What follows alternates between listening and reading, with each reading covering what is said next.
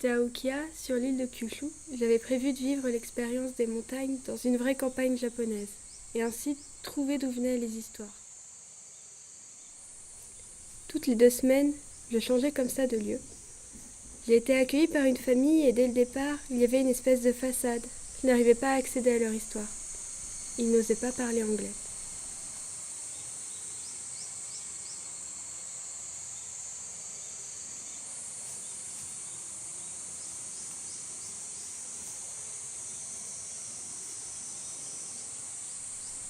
C'était très dur, je me sentais seule, perdue dans un lieu que je ne comprenais pas.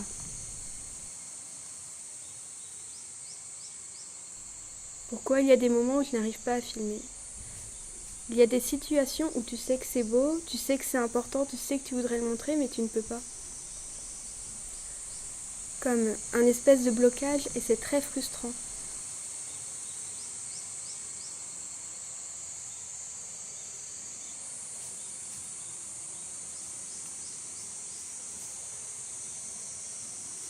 C'est surtout le visage des gens qui est difficile à filmer. C'est une nouvelle rencontre que l'on fait sous le cadre de la caméra. Il y a une retenue, quoi. Et avec ce blocage de la langue, je ne me suis pas sentie capable de filmer leur visage. Dès le départ, je n'ai même pas osé leur demander.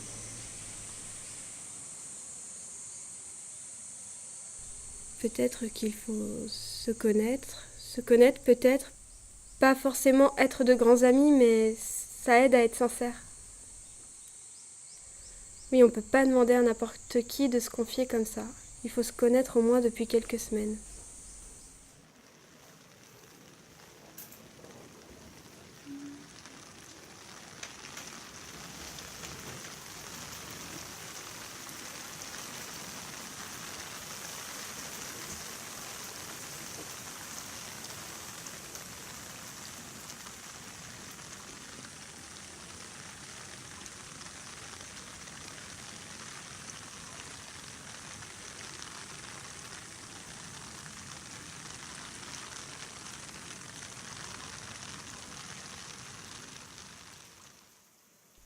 Donc c'est peut-être légitime quand je dis que des fois je n'y arrive pas. Oui, c'est dommage, mais c'est aussi à moi de faire l'effort pour créer ce lien.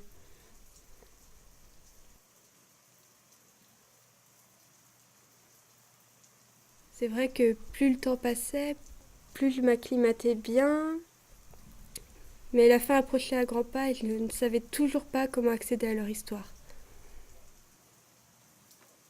Alors j'ai marché, j'ai observé, j'ai filmé ce qui m'entourait. Et déjà à ce moment-là, il y avait des indices.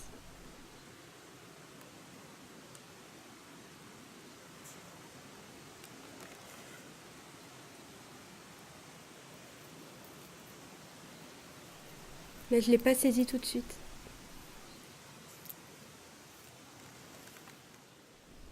Un soir, un peu avant mon départ, on s'est réunis. Je les appréciais de plus en plus, et l'idée de partir me rendait déjà nostalgique. Ils m'offraient à boire, tandis que je racontais nos petites aventures à moi et à la caméra.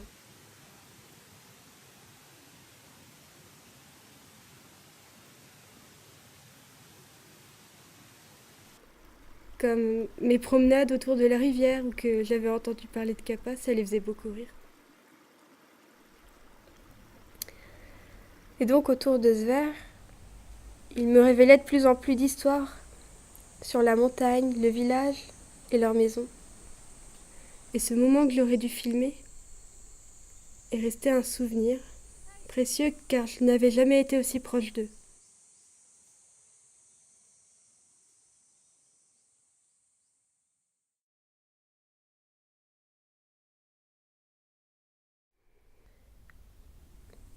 Puis ils sont allés chercher un carton rempli d'archives, de journaux, de photos, d'un seul et même événement qui s'est passé il y a 3 ans.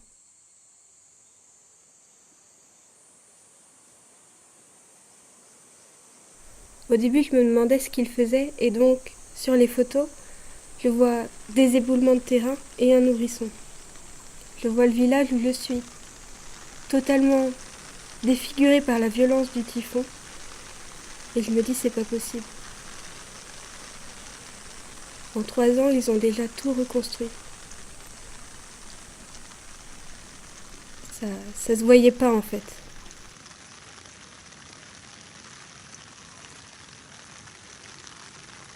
Et donc, avec un anglais assez approximatif, il m'explique que pendant ce typhon, la maman Echo était enceinte. Elle a été évacuée et ce jour-là, sa fille est née.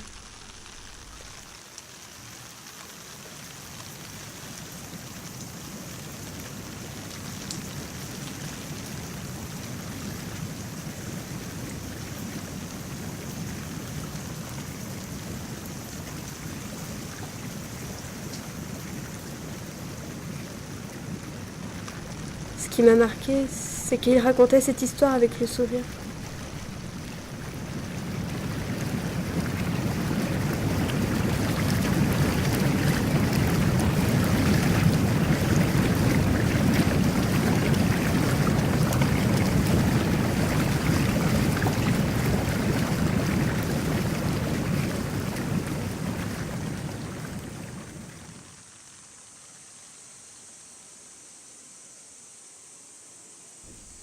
Je crois qu'à ce moment-là, mon regard a changé. Il y avait derrière cette façade des histoires que je n'avais pas soupçonnées et autour de moi, des choses que je n'avais pas remarquées, comme si, tout d'un coup, une porte s'était ouverte.